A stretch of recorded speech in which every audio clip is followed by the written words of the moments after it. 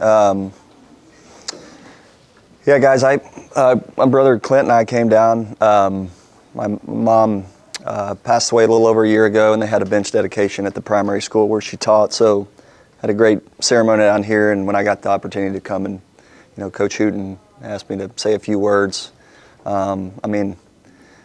Guys, soak these years up, man. Time flies. I'm 38 years old now, and been out of here for 20 years, and it feels like yesterday. So, yeah, it's crazy what life.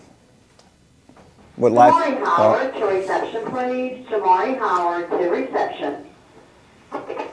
It's crazy what life can throw at you. I mean, I spoke earlier at the elementary school, and fifth graders telling them that since I was before their age, man, I had dreams of, being a professional athlete, and told some stories about when I was in the 8th grade coming into high school. We had a career day on Fridays in our science classes, and it was a very preliminary, thought-provoking thing to get you thinking where you might want to go to school, what you want to do, and they'd give us a packet with, 100 different careers on it, and you're poring over it, and I raised my hand, and the teacher came over, and I'm like, I don't see professional athlete on here, and he kind of laughed and said, find something else. And I don't think that was his shot at me of saying, like, good luck, kid, but it ain't gonna happen. But more or less, it's like, hey, just being realistic. And I had the dream. Baseball was always my favorite. I played football, basketball, and ran track here all the way through, and had 13 varsity letters, I think it was. Was recruited in 3 different sports at Division I level. But baseball was always my favorite, and I knew that if I got the opportunity to pursue that, that was what I wanted to do, and ended up kind of working through. And a lot of people ask me, I live in Austin now, bigger city, a lot of exposure, kids there, parents there. They're like, man, what'd you do? You're from a small town. How'd you make it? How'd you get seen? And Coach Rayleigh, who was my high school coach here, was good enough. I mean, he started talking to some local people that knew, and we went to a few showcases. Unfortunately, where we are here, you don't get the eyes on you that you do in Houston, Dallas, Austin, San Antonio, some of these bigger places where there's just a ton of good players there. But I will tell you,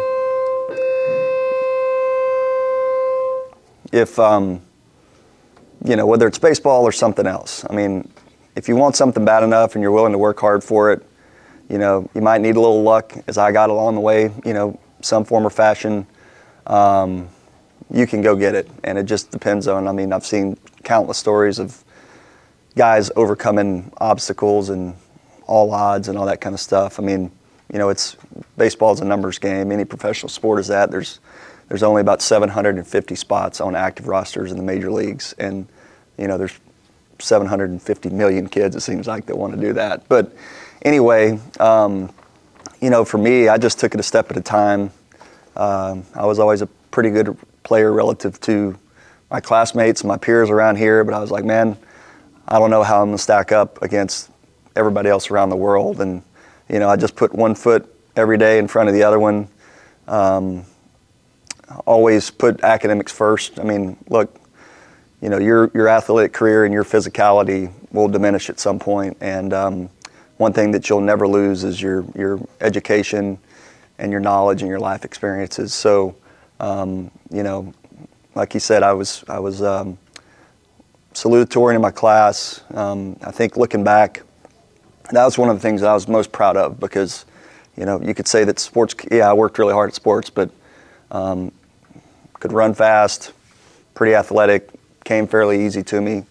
But schoolwork, it's a level playing field. Everybody has the same opportunity to pay attention to their teacher, study, do their homework. Much work as you put in at school, it's going to come back to you. And so, I went to school at Texas and left after 3 years to pursue my pro career. Had 2 semesters of work to finish my business degree down there.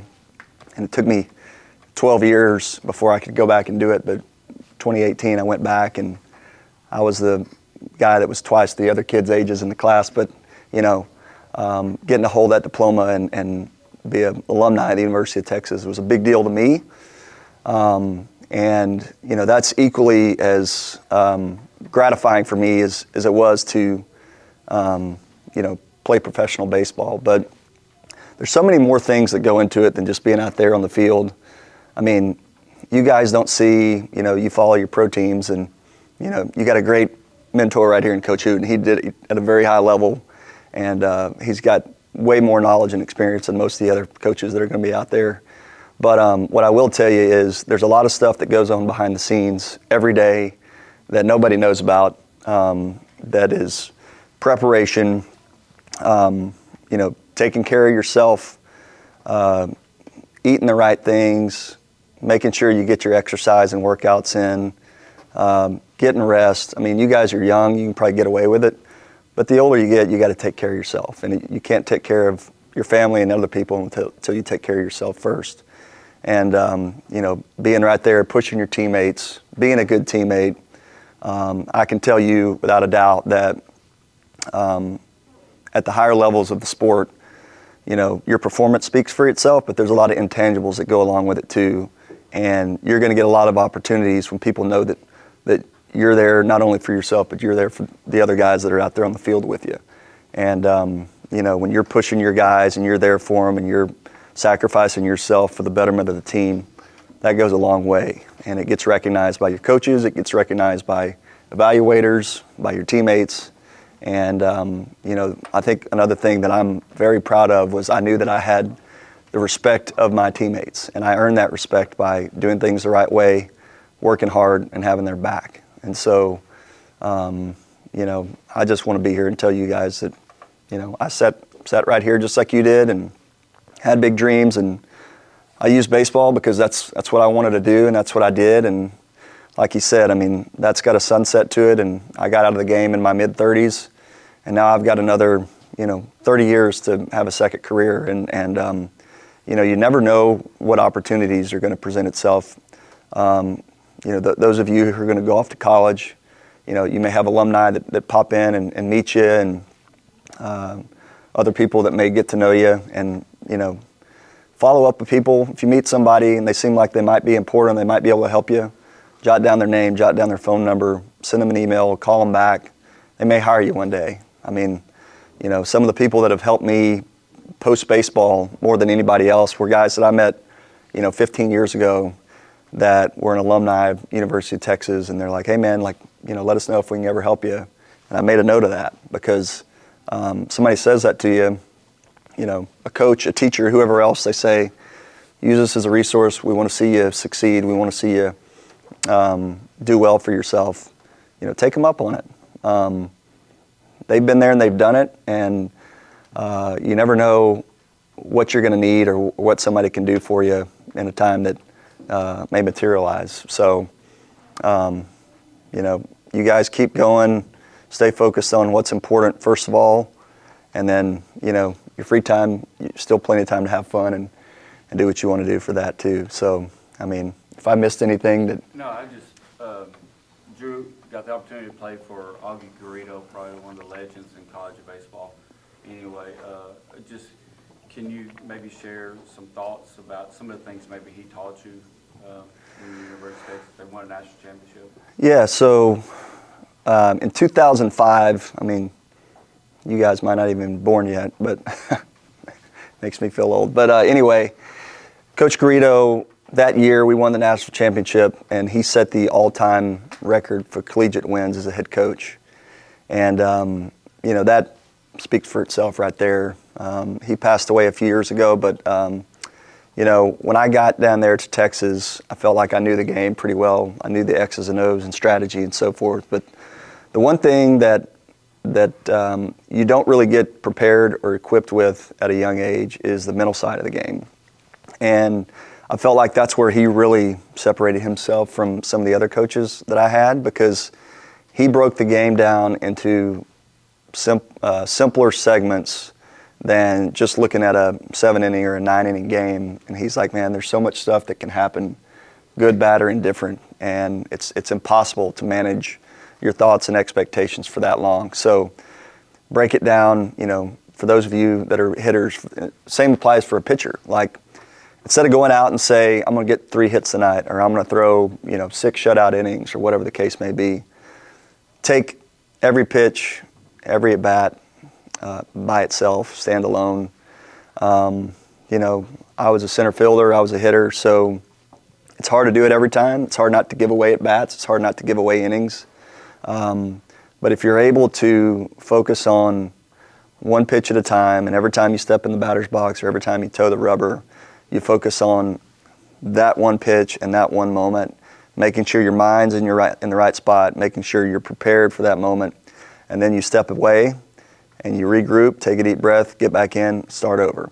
The simpler you can make the game, it aggregates over time. So as Garrido used to say, if we can win every pitch, that means we're going to win every inning. And if you win every inning, you're going to win the game. And it sounds simple, and that's the truth though. But so many people look at, all right, I'm going to go out and win district, or I'm going to win the state championship. Well, how do you do that?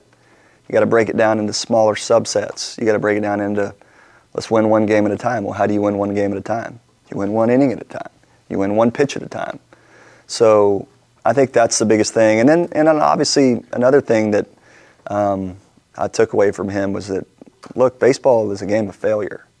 And, you know, my best year in college, I was a finalist for the Golden Spikes that year, which is like the Heisman Trophy of baseball. I hit .342 that year. That means that I failed. I made outs, you know, 66% of the time. Think about that. 56% of the time, I guess it is. But anyway, you're going to fail more than you succeed. You're going to make outs more than you're going to hits. You know, you're going to walk guys when you feel like you should strike them out or you should get them out. And being able to deal with failure, it's the same way in life, man. You're going to get a lot of stuff thrown at you, you know, that you don't really know what to do. You don't know whether to look up, down, or sideways and trying to find answers and solutions. But, you know, being able to fall back into your preparation, your routines that you build, those are the things that keep you steady and keep you solid. So just knowing that, hey, you're not going to get them every time. Confidence is essential in baseball and in life, but it's a very fragile thing. And just because you make a few outs in a row or just because you give it up on the mound, you know, you got another opportunity. And you can't let that drag over into the next one. It's hard to do. I mean, I'm guilty as the next guy to, you know, you go from 0 for 20 slump and you're like, when am I ever going to get out of this? But just trying to find a way to look forward and forget about the past and keep going. So. Anybody have any questions? Y'all like to ask any questions? No questions?